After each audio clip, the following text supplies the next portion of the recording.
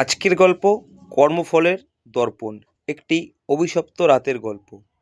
শহর থেকে কিছুটা দূরে ছায়াঘেরা এক বড় বাংলো বাড়ি। বাইরে থেকে দেখলে মনে হয় কত সুখ এই পরিবারে, কিন্তু সেই সুখের ওপর ধুলো জমতে শুরু করেছে কয়েক বছর আগে থেকেই।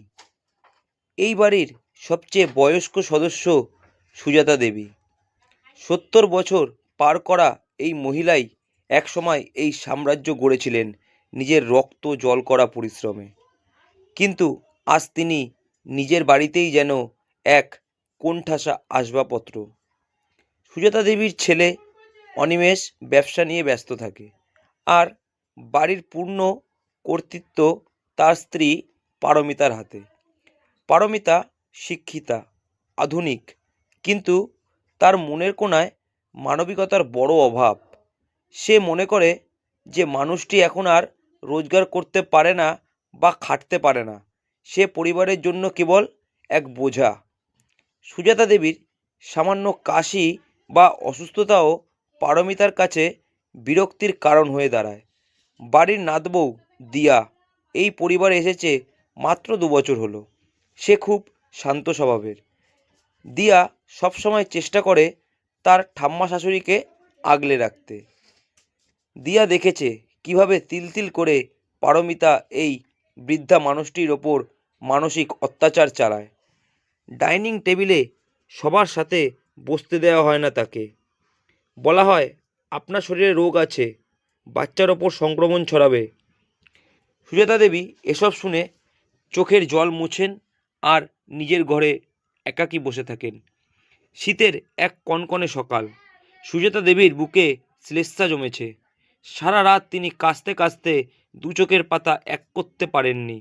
সকালে দিয়া যখন ১ কাপ গরম চা আদা দিয়ে করে নিয়ে তার ঘরে ঢুকলো, পারমিতা সেখানে ঝড়ের বেগে হাজির হলো। পারমিতার চোখে ছিল আগুন। সে দিয়ার হাত থেকে চায়ের কাপটা কেড়ে নিয়ে মেঝেতে ছুঁড়ে ফেলে দিল। দিয়া, তোমাকে কতবার বলেছি এই বুড়িকে এত মাথায় তুলবে না? ওর কাশি হয়েছে, ও এখন চা খাবে নাকি বিষ খাবে তাতে আমার কিচ্ছু যায় আসে না, কিন্তু এই বাসনপত্র আর এই ঘরে তুমি বারবার আসবে না। বাচ্চার হাইজিনের কথা কি তোমার মাথায় ঢোকে না? পারমিতার চিৎকার শুনে সুজাতা দেবী থরথর করে কাঁপছিলেন। তিনি কেবল ক্ষীণ স্বরে বললেন, বৌমা, আমি তো কোনো দোষ করিনি, শুধু একটু চা চেয়েছিলাম। পারমিতা মুখ ঘুরিয়ে উত্তর দিল, শুনুন মা, আপনার এই ঘ্যানঘ্যানানি আর সহ্য হয় না। আপনি এই বাড়ির প্রধান ঘরে থাকলে আমাদের সবার অসুখ হবে।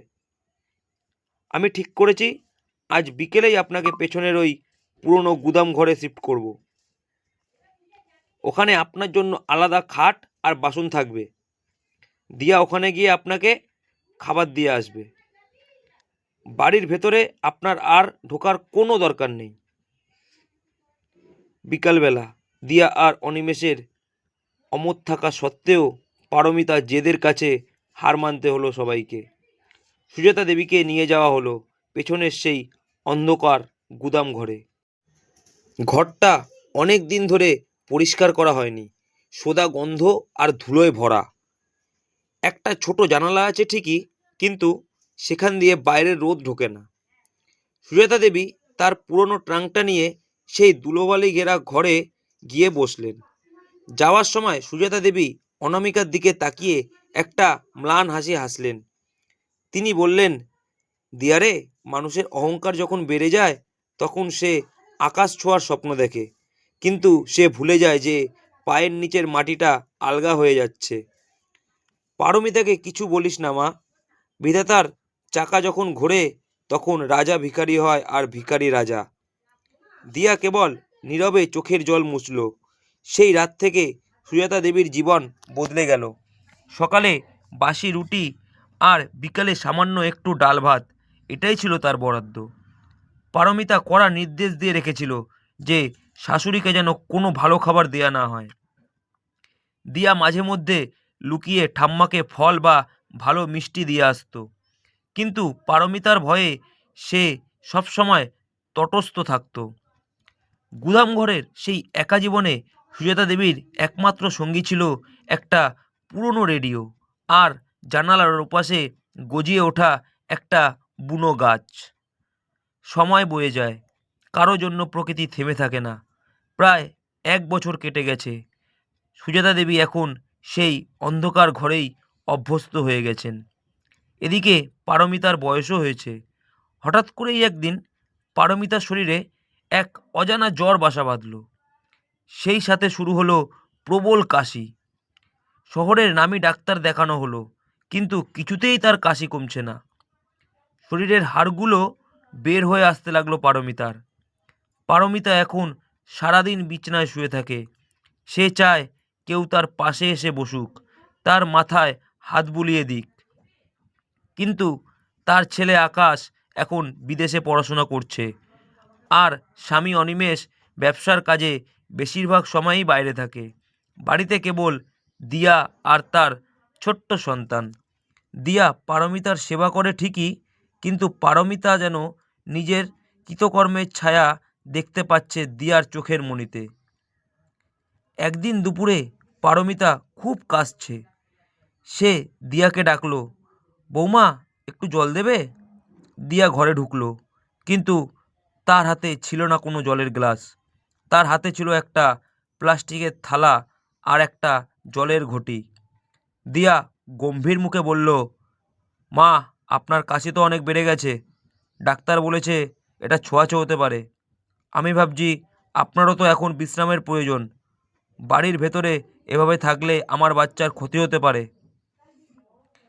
পারমিতা কাঁপতে কাঁপতে বলল, তুমি এসব কি বলছো দিয়া? আমি কোথায় বিশ্রাম নেব? দিয়া খুব শান্ত গলায় উত্তর দিল, মা, পেছনের ওই গুদাম ঘরটা তো পরিষ্কার করাই আছে। ঠাম্মা তো ওখানেই থাকেন, আপনিও বরং ওখানেই চলে যান। দুজনে মিলে গল্প করবেন, আর ওখানে বাইরের কোলাহল নেই, ভালো ঘুম হবে আপনার। পারমিতার মাথায় যেন আকাশ ভেঙে পড়ল।